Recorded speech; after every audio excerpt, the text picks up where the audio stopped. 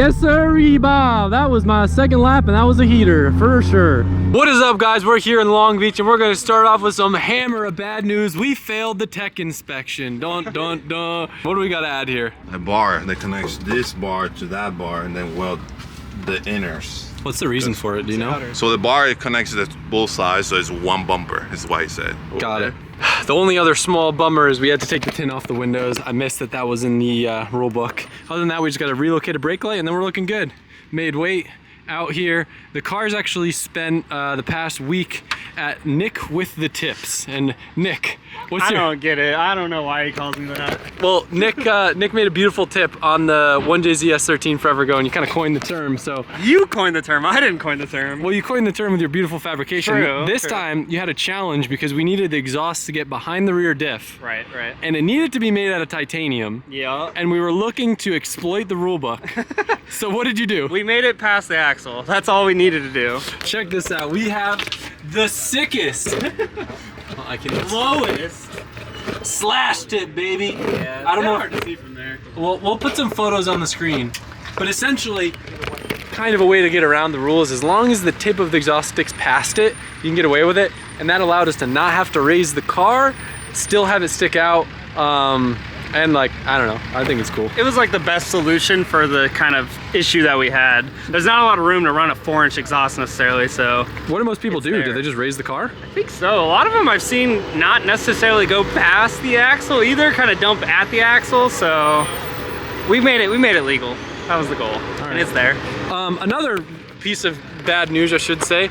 Nick expected to do some little stuff on the car, and it turns out my whole entire chassis was separating everywhere and was pretty much totaled.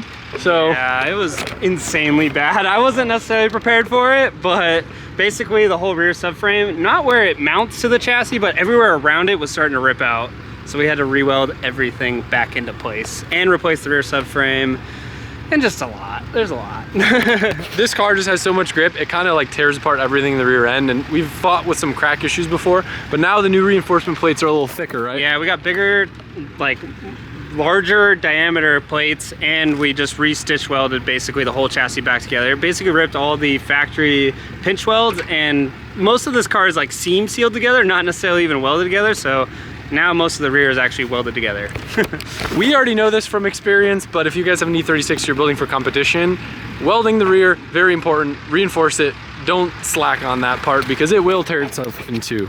Other than that, we're looking pretty good. Tomorrow's media day, so essentially we just turn some laps, give some people some rides, and make sure everything's solid on the car. But yeah. Good start. It's a good start. Went over to the bros at RTR, borrowed a welder. Johan got us all spiced up so we were able to pass tech with flying colors now. All it took was this little bar just right here to connect the two. Just kind of a technicality. I'm sure there's some safety thing behind it, but got her all shined up. Got some of the fire damage gone, and got my FD sticker on, my LZ5. Formula Drift sticker. Almost ran over my foot. Thanks, Owen. Sorry. Mr. Gary. Oh, that means I passed tech. Yeah. That's a flex.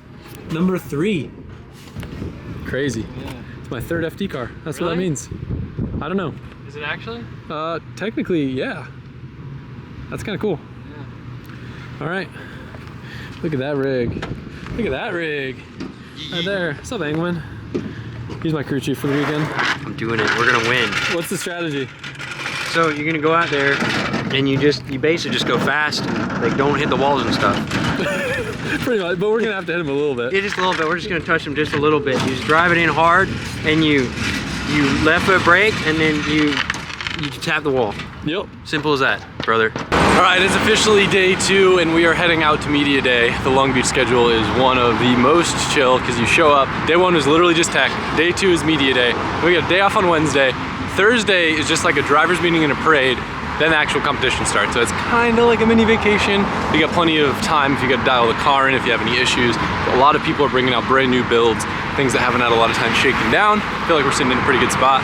And I love the fact that we can stay close enough to where it's just a nice chill walk to the track. Get my coffee in my hand. Basically media day, we just give rides to some locals, sometimes some news people, some influencers, you know, whoever wants rides. Right, John? Right. How you doing? How you feeling? Doing good. It's good. It's nice out weather, California weather. Can't complain. What's up? Do you have any questions right now? I don't know why people drop those down, man. They don't have no respect.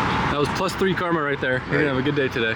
Perfect. Let's see if they let us in. Usually I don't even think they let us tandem on media day. The surface here, because it's technically a parking lot and it's got so much like rubber and oil built up on it, it's incredibly loose on media day. So not really useful for setup, but useful for like kind of getting your marks back for the track.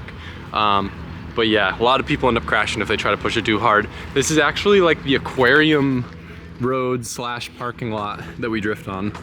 Kind of cool. Probably some oil spots here if you look. All right guys, pulling up Long Beach Media Day. First time ever with the E36. Got to drive this car a decent bit. I'm excited to see what it's gonna feel like.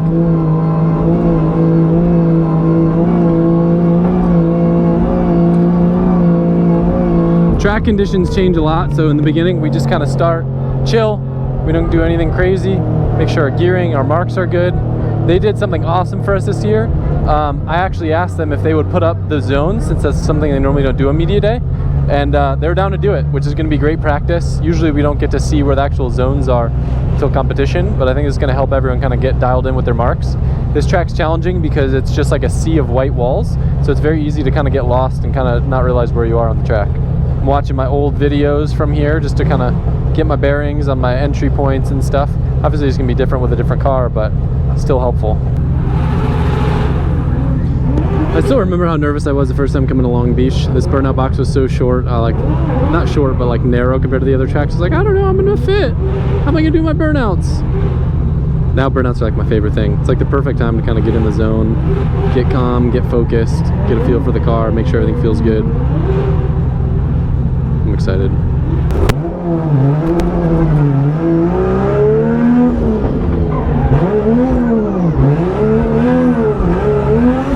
Wow, it does feel really loose right now. It's kind of crazy.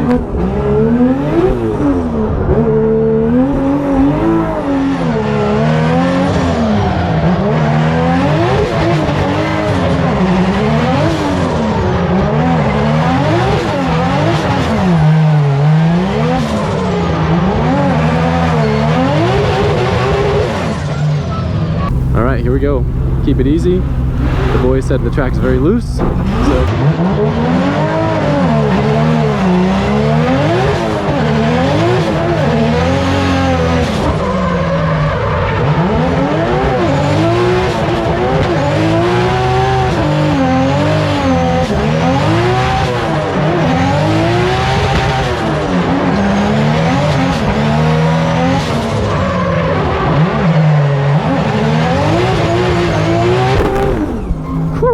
not bad, but I could use a little bit more power, I think.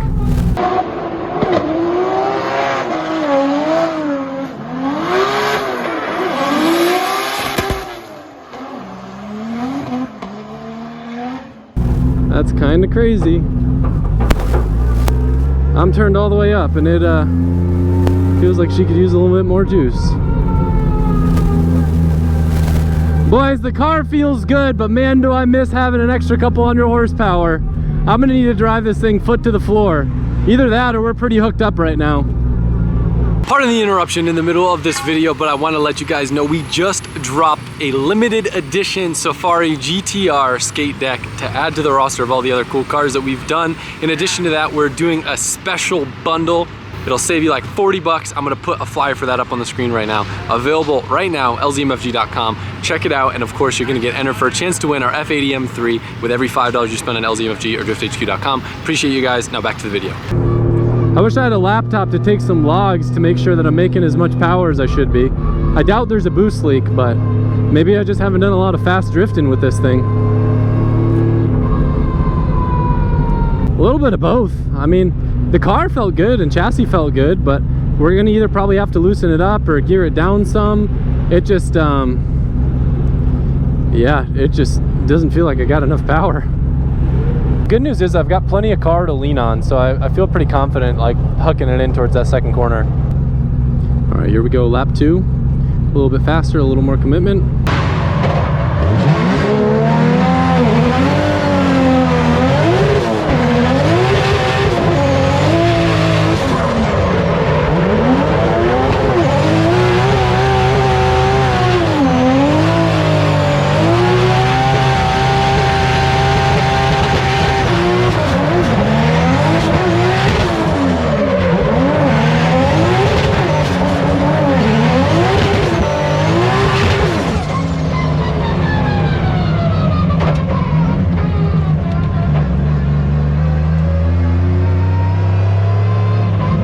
Yes, sir, Bob. That was my second lap, and that was a heater for sure.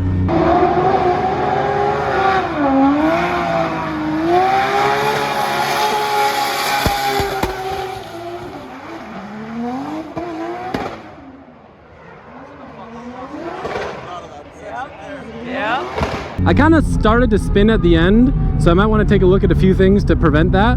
It might just be over wheel speeding the car in third gear. Yeah, no, that felt like a great second lap. There's a lot of left foot braking, so I can definitely be a little bit more committed, but overall, I mean, that felt pretty solid. For second lap out, I'm stoked. Yeah, it's kind of like a crutch, but after first lap, I knew that I could lean on the car there, so I was able to kind of just keep it floored there, and I just kind of hovered the left foot brake, so in case the car did some weird shit, I kind of had a little bit of safety net. Well, you got good news and bad news. The good news is the car feels amazing. Got to dial on the last area a little bit, but 2 laps out, feeling pretty good. The bad news is I'm at the limit of my power, and I hate taking away grip from the car, but that might be something we need to do. Maybe we could squeeze a little more boost out of it. That's what I'm hoping for. More power, baby. That's what I'm talking about, you know? What did FR say? FR said We're tapped out. No. Not on our team, because I'll fuck him up, I swear to God. He's busy right now, but he said to send him a log. I look, the air fuel's looking pretty good. However, we are kind of not at the limit of boost, but you know, we start to get into the territory where Lean her out a little bit. yeah, to add more boost, we're pushing past the 1-to-1, and it starts to make the engine feel a little bit smaller, you know. What's going on here?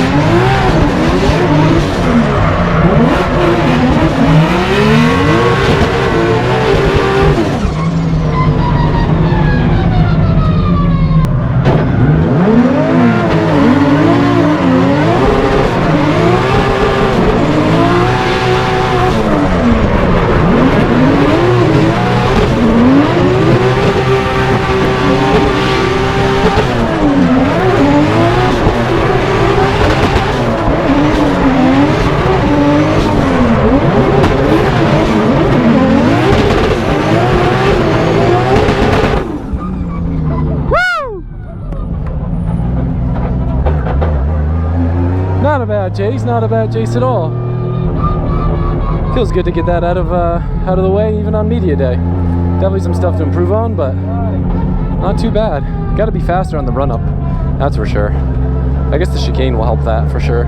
I got to work on the transition behind him. I'm kind of getting stuck. I'm getting too greedy on that first corner, and then I'm f***ing up my line for the next corner and cutting too inside. So that's something I kind of got to work on, being patient, letting them transition in front of me so I can drive over there later. I'm getting a little too greedy on the first corner.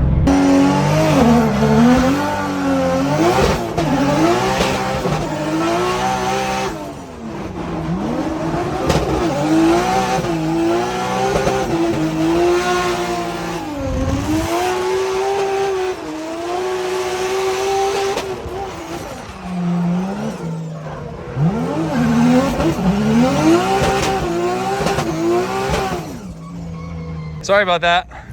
Yeah. Sean got to witness that one. Sick. A little bit of boop boop. That's nice. Boof, boof. Boof boof. This thing's looking a little war torn, but she's doing what she's got to do. Tell you what. Them BC coilovers doing the damn thing. Ain't that right? Yes, sir. Yes, sir, Bob.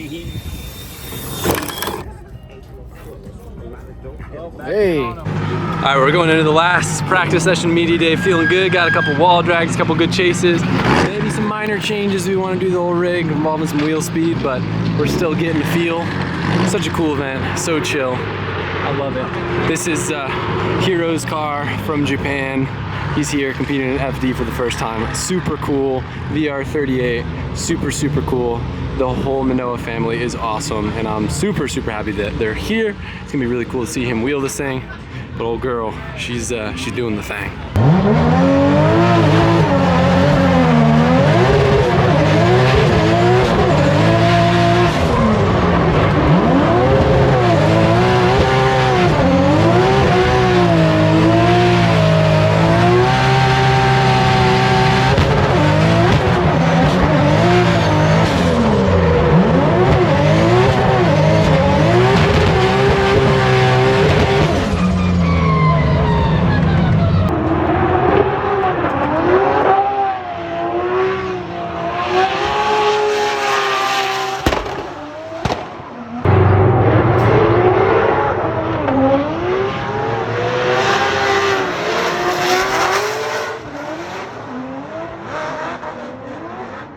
Oh, the bumper. You got something to say? You hit something.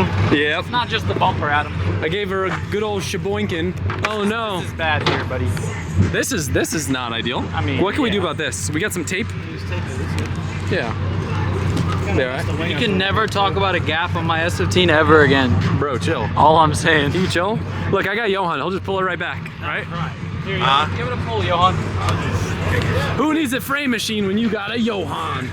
Well, fuck up your new kicks. It's on There you go. People ask, why do you choose an E36 instead of an E46? That's why. All right, it's Wednesday now, which is technically a free day between now and setup/parade day. Changes being made to the car. Nothing really too crazy. Stitching up the rear, getting some stuff back together. You might notice that the transmission is out of the car, and it's actually not a bad thing. I had a feeling that maybe the clutch was slipping or doing some weird stuff, and since we had a lot of time, this trans is super easy to pull. The GSR is like 4 bolts, pop, it's out, and you can inspect the clutch, see what's going on. Upon inspection, it is seeing a little bit more wear than we usually do.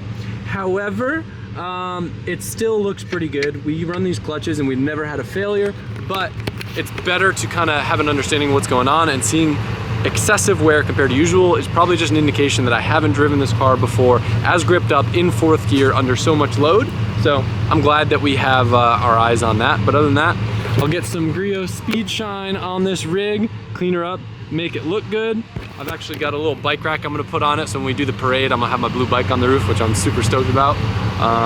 But other than that, it's looking good, super chill. I love it out here in California. Everyone's so nice, the weather's so good. Probably would consider living here if it wasn't for all the crappy laws and all the other stuff that makes California awful to live in. But I like it, it's really fun to visit. This is gonna be a great event. Hope you guys enjoyed this video. I know there's a lot of GoPro footage and stuff, but tried to tell the story along with some of the voiceover stuff. But whatever you guys want to see when it comes to practice and competition on Friday, Saturday, let me know. I'll do my best to make it happen for you. Super appreciative of all the partners you see on this car that are making this round, Orlando, and all of my European ventures possible. You guys know the deal. Hit the like button if you enjoyed it, and I'll see you soon.